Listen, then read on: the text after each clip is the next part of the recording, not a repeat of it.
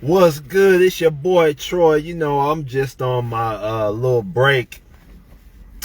And I wanted to do a little live real quick because I ran across an article on Pastor Jamal Bryant. Pastor Jamal Bryant, and at first he disrespected Kevin Samuels during a sermon, talking about how he disrespects women. And then, I guess yesterday, he apologized for what he said about Kevin Samuels. So, I'm gonna talk a little bit about how pastors act. This is you got a pastor. He's supposed to be a leader of a congregation, and he doesn't have control of his emotions. He says what he wants to say. He does what he wants to do. And then he just thinks it's okay if he just apologizes about it. Pastors live off of female delusion. They don't want women to know the truth because women are the biggest contributors to the church. They put in the most offering. Men are really leaving the church nowadays, but women are not. As women get older, they lean more towards the church, and that's what funds the church. Let's look at the video on old Jamal Bryant on what he said at first. Let's check this out, man. Let's check this shit out right here. I don't care what kind of man of God you claim to be. If you don't have an authentic woman of God in your life who can hold you into accountability, then your gift ain't going nowhere. Many of you all are quoting that a woman ought to submit. She ain't supposed to submit to any man. She's supposed to submit to a man who is submitted under God. If he ain't submitted, don't you buck your knee.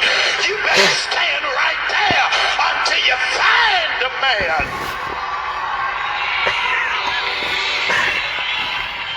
You are listening to men who have no authority.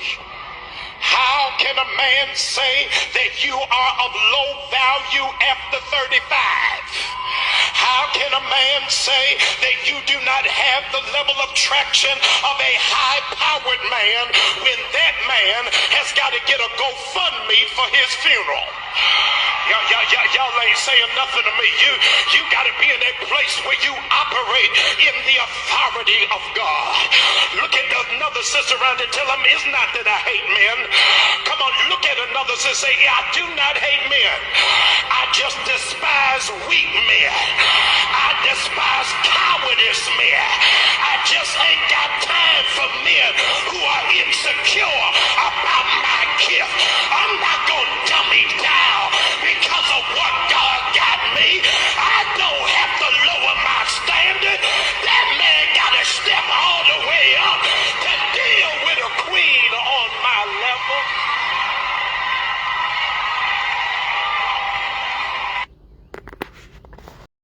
Now y'all see that video of him and of Pastor Jamal Bryant, of how he just, he's getting the women hyped. He's getting them hyped, telling them everything they want to hear, telling them that, hey, man need to step up to their level.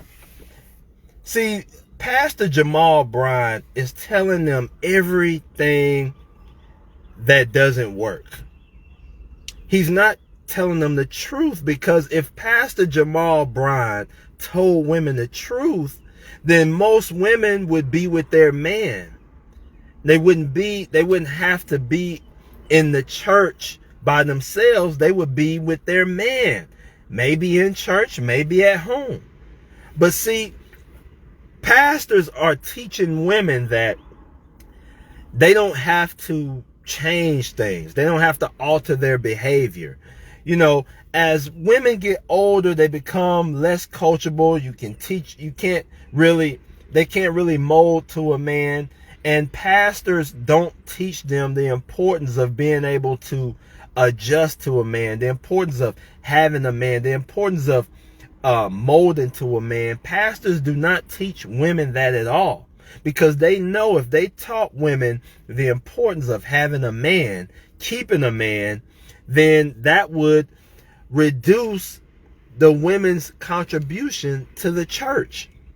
So Pastor Jamal Bryant, hell, he's got like 6 or 7 kids and 5 or 6 baby moms, and he's up there on the pulpit screaming, yelling, telling women all the things that's going to boost up their ego. But then when the ladies leave the church, don't none of that shit work. Don't none of that shit work. Today, you only see older women in the church. You don't really see younger women in the church. Why is that? Because younger women are still getting the benefits of men. Men are giving them attention. Men are supplying them tangibles. Men are, helping them out in life. Older women, they're not getting as many benefits because they're older. They're not getting as much attention. They're not getting tangible help from men like the younger women are. Right? So that's why most of your older women are in the church. Now I'm going to show you this video. Pastor Jamal Bryant, he's going to apologize. A couple days later, he's going to apologize for what he said about Kevin Samuels. Let's check this shit out. Wrong. This is how pastors do, man. Check this out. There's several principles that we've got to give our children, and I want to express them aloud for just one moment. The sound of your offense, hear this, the sound of your offense should be the same volume of your apology. Sound of your offense should be at the same volume of your apology. And so if you did something wrong out loud, then don't apologize to me with a whisper. I can't hear anybody in here. I'm going to take just one moment. I'm going to take a moment. Last week, while we were in worship, I made a reference to now deceased public critic and public intellectual about relationships, Brother Samuels. As a consequence, later information came forth that what it is that I said was incorrect. This place is a place of truth. Everything that I say from this place must be a place of truth as it represents the gospel of God. I don't care whether you are a pastor, a bishop, or a postman. When you are wrong, you have to own when you are wrong. And so not in a quiet place, but from the same pulpit in which I said it, I wanted to address it. Everybody wants to be an adult until it's time to apologize. I am a full-grown adult, and I take full accountability of everything that I say and everything that I do. So I wanted to take a moment and apologize to the Samuels family. I wanted to apologize to the larger community.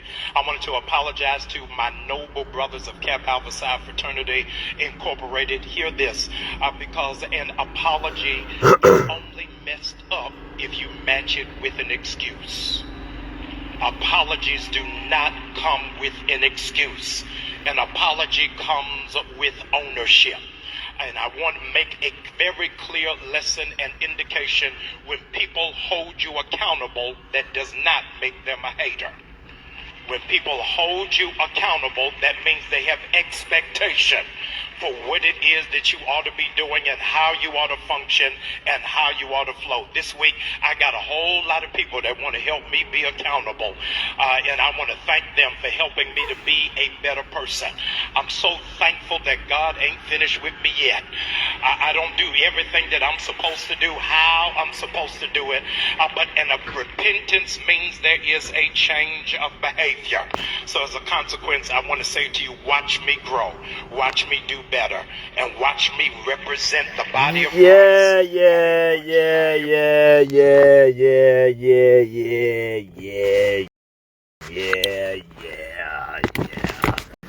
See, these pastors, they don't want the ladies to find out the truth. They want to keep the ladies delusional. TD Jakes, Pastor Jamal Bryant, they're not going to tell y'all the things that y'all need to know. But instead, this old Jamal Bryant, who's had multiple kids with multiple women, 5 kids, like 5 baby mamas, he's up there on the pulpit talking down about Kevin Samuels, about other people, acting like he's a saint. And women are going to church and giving them money and giving them offering and wondering why things aren't changing. Nothing's going to change for a woman until she understands that the quality of her life depends on the quality of the man that she chooses, the one that she can keep. Not what church you go to, not how many times you pray, none of that. See, pray without works is dead. But the work is having, finding, and attracting the type of man that you need. I appreciate you tuning in. It's your boy Troy. No one cares. No one gives a damn.